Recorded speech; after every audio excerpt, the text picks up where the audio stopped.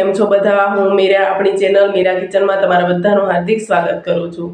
હું આજે લઈને આવી છું તમારા માટે ચોરમાના લાડુની રેસીપી, જે આપણે ગોળમાં બનાવવા જઈ રહ્યા છીએ અને પરફેક્ટ માપ સાથે બનાવીશું। તમે પણ જરૂરથી આ રેસીપી ટ્રાય કરો। મારી આવી જ રેસીપી જો તમને પસંદ આવતી હોય તો ચેનલને સબસ્ક્રાઈબ કરો, ફોલો કરો અને બેલ આઇકન પર ક્લિક કરો। તો ચાલો બનાવી લઈએ ફટાફટ ચોરમાના લાડુ।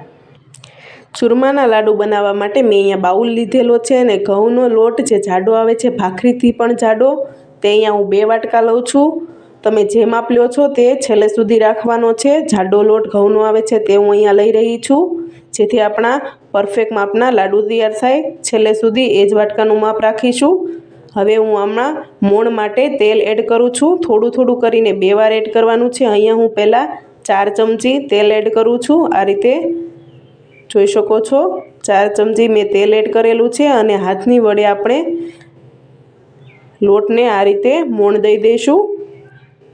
આ રીતે મિક્સ કરી દેવાનું છે લોટમાં તેલને। જોઈ શકો છો આ રીતે આપણે મિક્સ કરી દઈશું। હજી મારે મોણની થોડી જરૂર છે, તો હું અહીંયા 3 ચમચી હજુ એડ કરું છું। આપણે કુલ 7 ચમચી એડ કરેલી છે। જોઈ શકો છો આ રીતના હાથ વડે આપણે મોણ દઈ દેવાનું છે। આ રીતના 2 હાથ વડે આપણે ઘઉંને આ રીતા કરીને આપણે મોણ દઈ દઈશું। જોઈ શકો છો આપણે ચૂરમાના લાડુ બનાવવા જઈ રહ્યા છીએ। મોણનું ધ્યાન રાખવાનું છે આપણે છેલ્લે સુધી, જેથી મોણ આપણું પરફેક્ટ હશે તો લાડુ આપણા સરસ મજાના તૈયાર થશે। જોઈ શકો છો આટલું મોણ આપણે દેવાનું છે। તો આપણું મોણ દેવાઈ ગયું છે। અહીંયા હું ગરમ દૂધ આવે છે તે લઉં છું। અહીંયા મેં પોણો વાટકો લીધેલો છે અને આને આ રીતના આપણે દૂધથી જ લોટ બાંધવાનો છે। તમે આની જગ્યાએ પણ પાણી પણ ગરમ એડ કરી શકો છો, પણ દૂધથી સરસ મજાના લાડવા આપણા તૈયાર થાય છે, તે માટે મેં અહીંયા દૂધ લીધેલું છે। આ રીતે થોડું થોડું કરીને આપણે લોટ બાંધી લેવાનો છે।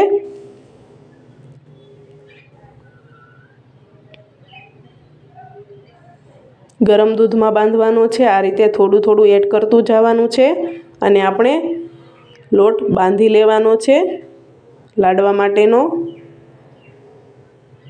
જોઈ શકો છો અહીંયા આપણે પોણો કપ દૂધ વપરાઈ ગયું છે। હજુ મારે થોડી દૂધની જરૂર છે, તો અહીંયા હજી થોડું દૂધ લઉં છું, એટલે થોડું નાખું છું અને 1 વાટકામાં આપણે થોડું દૂધ વધેલું છે। જોઈ શકો છો આપણો લોટ બંધાય આ રીતે બાંધી લેવાનો છે 2 હાથ વડે અને આપણો લોટ બંધાઈને તૈયાર છે। હવે આને આપણે ભાખરી બનાવવાની છે, તો તેના માટે આપણે આના આ રીતના આપણે લુવા તૈયાર કરી લેવાના છે। આ રીતના હાથ વડે આપણે લુવા કરી લેવાના છે। બધા જ લોટ બાંધેલો છે તેના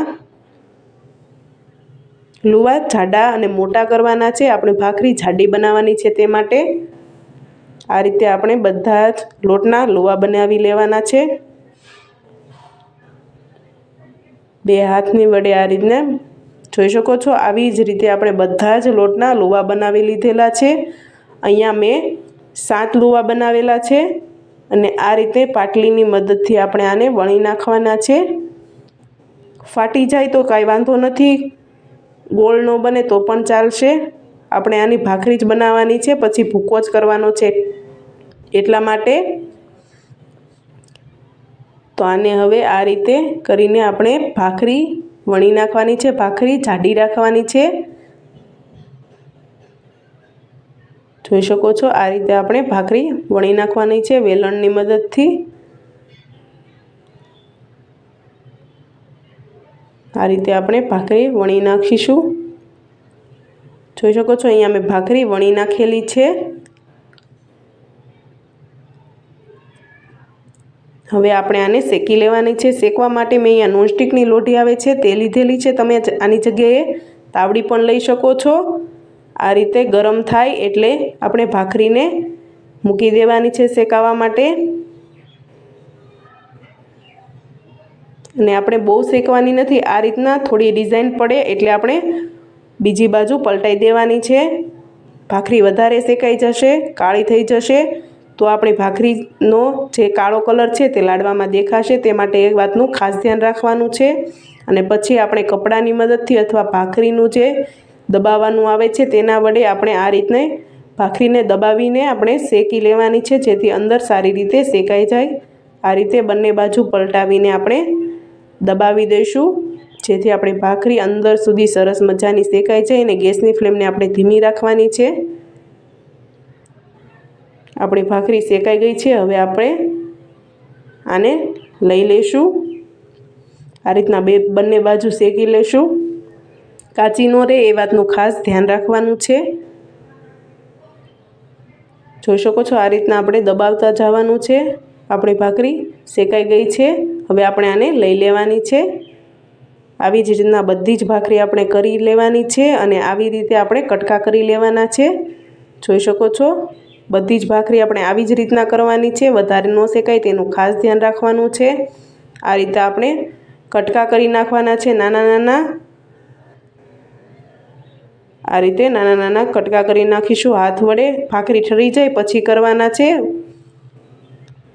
હવે આપણે આનું મિક્સર જાર લઈશું અને આને ક્રશ કરવાનું છે ચૂરમું બનાવવા માટે. તો આને મિક્સર જારમાં આપણે અડધું મિક્સર જાર ભરવાનું છે અને ચાલુ બંધ મિક્સરને કરીને 7 થી 8 વાર ચાલુ બંધ કરીને આપણે આનું મિશ્રણ એટલે કે ચૂરમું તૈયાર કરવાનું છે. કરકરું કરવાનું છે જાડું, એટલા માટે હવે આને ઢાંકીને આપણે તૈયાર કરી લેવાનું છે. જોઈ શકો છો હવે આપણું ચૂરમું તૈયાર છે. તો આને હવે મિક્સર જારમાંથી કાઢીને આપણે જે ચાળણો આવે છે ચાળવાનો તે મેં લઈ લીધેલો છે, જાડો આવે તે.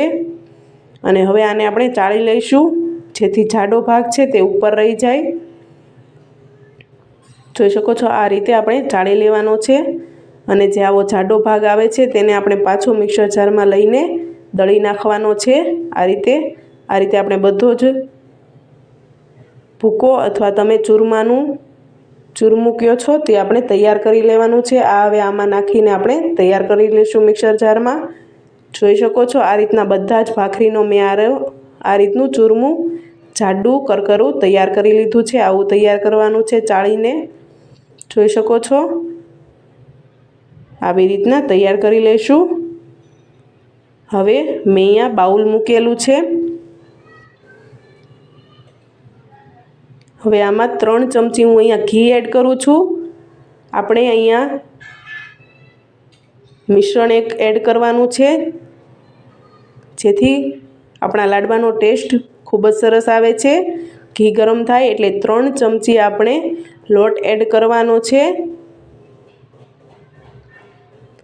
લોટ મેં એડ કરેલો છે, ચણાનો લોટ આપણે આવે છે તે એડ કરેલો છે જાડો. અને હવે આપણે આને આ રીતે હલાવી લેવાનું છે ચમચાની વડે. અને બ્રાઉન કલરનો થાય એટલે આમાં આપણે રવો ઉમેરશું, થોડો શેકાઈ જાય એટલે. જોઈ શકો છો આ રીતના શેકી લેવાનો છે, હલાવતું જ રહેવાનું છે ધીમા ગેસની ફ્લેમ પર.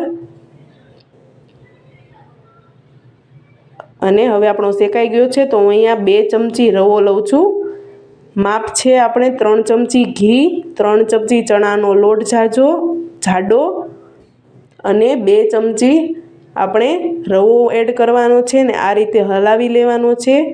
હવે આ બધી વસ્તુ બ્રાઉન કલર ઉપર થાય ત્યાં સુધી આપણે હલાવી લેવાની છે. જોઈ શકો છો બ્રાઉન કલર થઈ ગયો છે. હવે આને આપણે આ બેટરમાં એડ કરવાનો છે, મિશ્રણ જે બનાવેલું છે તે. આ મિશ્રણ તમે ન બનાવો તો પણ ચાલે, ઓપ્શનલમાં છે, પણ બનાવો તો સરસ સ્વાદ આવે છે આપણા લાડવાનો. તો આ રીતે આપણે આને હલાવી લેવાનું છે ચમચાની મદદથી જ. થોડું કરીને આ રીતે હલાવી લઈશું. હાથનો ઉપયોગ નથી કરવાનો આપણે, એ વાતનું અહીંયા ખાસ તમારે ધ્યાન રાખવાનું છે. આ રીતે આપણે હલાવી લેવાનું છે. જોઈ શકો છો આ રીતે થોડું મિક્સ થાય ત્યાં સુધી જ હલાવવાનું છે. આ રીતે આપણે હલાવી લઈશું. અને આમાં હવે આપણે બધી વસ્તુને એડ કરી લેવાની છે. હું અહીંયા ગુંદ તળી લીધેલો છે મેં ઘીમાં, એ 1 વાટકો એડ કરું છું. આ ઓપ્શનલમાં છે, તમારે ઉમેરવું હોય તો ઉમેરી શકો છો. અહીંયા મેં બદામની કતરી, કાજુ બદામની તે એડ કરેલી છે, મગજતરી એડ કરેલી છે, દ્રાક્ષ એડ કરેલી છે. આ બધી વસ્તુ તમે એડ કરી શકો છો, ઓછી વધુ તમારે જેટલી એડ કરવી હોય તેટલી તમે સ્વાદ પ્રમાણે એડ કરી શકો છો, તમારી પસંદ પ્રમાણે એડ કરી શકો છો। આ રીતે આપણે ચમચાની વડે હલાવી લેવાનું છે। જોઈ શકો છો આ રીતે હલાવી લઈશું। હવે આપણે એક તવલું લઈશું અને પોણો વાટકો મેં અહીંયા ગરમ કરેલું ઘી લીધેલું છે પાક માટે, અને પોણો વાટકો અહીંયા ગળ લેવાનો છે। જોઈ શકો છો મેં ગળ લીધેલો છે। હવે આને આપણે હલાવી લેવાનું છે ચમચાની વડે।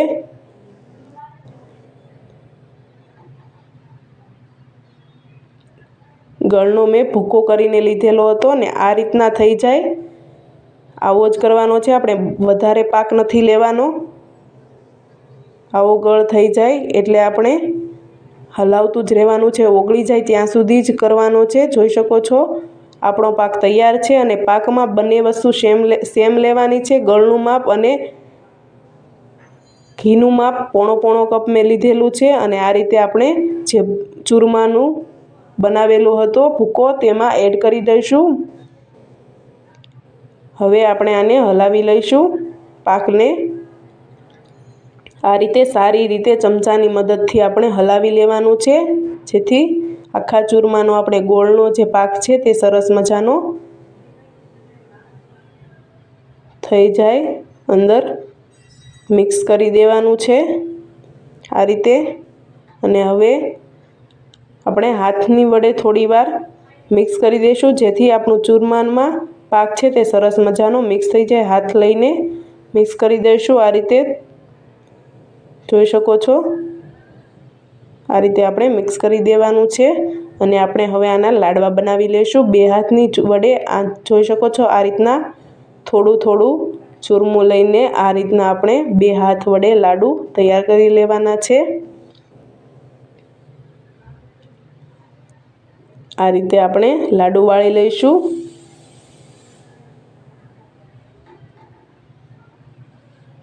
જોઈ શકો છો આપણા લાડવા તૈયાર થઈ ગયા છે। તો આ જ રીતે હું તમને બીજો લાડુ પણ બતાવું છું। આ રીતે આપણે લાડુ વાળી લઈશું બે હાથની મદદથી, થોડું લઈને। નાની મોટી સાઈઝ તમને ફાવે તે સાઈઝના તમે બનાવી શકો છો। આ સાઈઝના આપણે 12 થી 15 લાડવા બને છે, અને તમે મોટી સાઈઝ હોય તો એ પ્રમાણે બને છે। આ માપના આપણે જોઈ શકો છો આ રીતના આપણે બધા જ લાડવા બનાવી લેવાના છે। જોઈ શકો છો મેં અહીંયા બધા જ લાડવા બનાવી લીધા છે, અને સરસ મજાના આપણા લાડવા તૈયાર છે। તો તમે પણ ઘરે જરૂરથી ટ્રાય કરો, અને મને કોમેન્ટમાં લખો તમને મારી રેસીપી કેવી લાગી, અને જરૂરથી બનાવો આ રેસીપી। ચાલો ફરી મળીએ નવી રેસીપી સાથે। જય સ્વામિનારાયણ।